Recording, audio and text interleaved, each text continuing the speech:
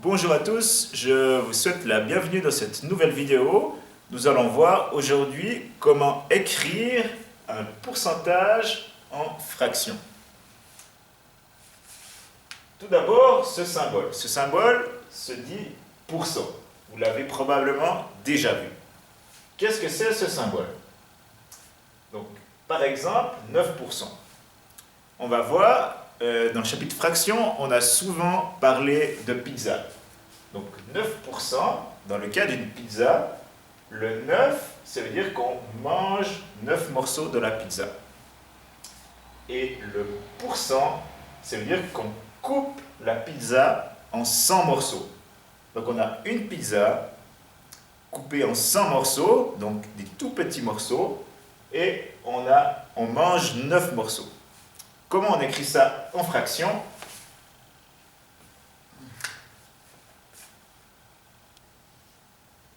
Donc le nombre de morceaux qu'on mange, il est en haut de la fraction, au numérateur. Donc le 9 vient en haut. Et ce symbole, il se remplace par la barre de fraction et le nombre 100. Donc 9%, c'est la même chose que 9 sur 100, ou 9 centièmes.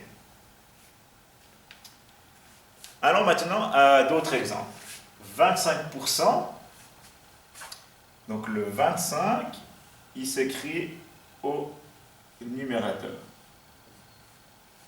Et le symbole pourcent, il se remplace par une barre de fraction et le nombre 100. Donc 25%, c'est 25 centièmes. Maintenant, on prend toujours l'habitude, quand on a des fractions, de simplifier au maximum. Donc 25 sur 100, on peut simplifier par 5, ça fait 5 sur 20. On peut à nouveau simplifier par 5, ça fait 1 sur 4. Donc 25% écrit en fraction, c'est 1 quart. Deuxième exemple, 60%.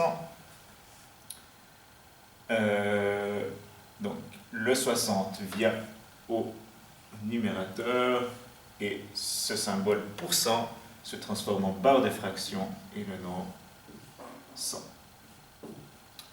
On simplifie maintenant, on peut simplifier directement par 10, 6 sur 10, on peut toujours simplifier par 2, donc 3 sur 5. 60% en fraction, c'est 3 cinquièmes. Encore un exemple, 42%, donc le 42 vient au numérateur, le nombre pourcent se transforme en barre de fraction et le nombre 100. On peut simplifier par 2, on a 21 sur 50. Encore un exemple, quand on a une virgule dans le pourcent, exemple un peu plus compliqué, donc on fait la même chose, on écrit 12,5 au numérateur et ce symbole se transforme en barre de fraction et maintenant 100. On se rappelle, on ne peut pas avoir une virgule dans une fraction. Donc pour enlever cette virgule, on peut faire fois 10 et fois 10. Donc ça fait 125 sur 1000. Et maintenant, on peut simplifier. On peut simplifier par 5, ça fait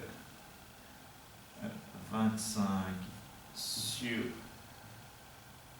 200.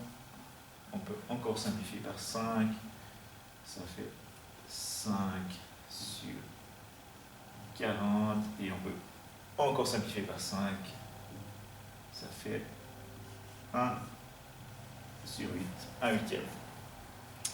12,5%, c'est égal à 1 huitième. Pour résumer, on regarde maintenant les règles. Donc la première chose, c'est écrire 100 au dénominateur. le symbole pourcent se transforme en 100. Deuxième chose, on écrit le nombre au numérateur, donc 25 vient au numérateur, et ensuite on simplifie au maximum. Voilà, je vous souhaite une bonne continuation, une bonne journée, et à bientôt.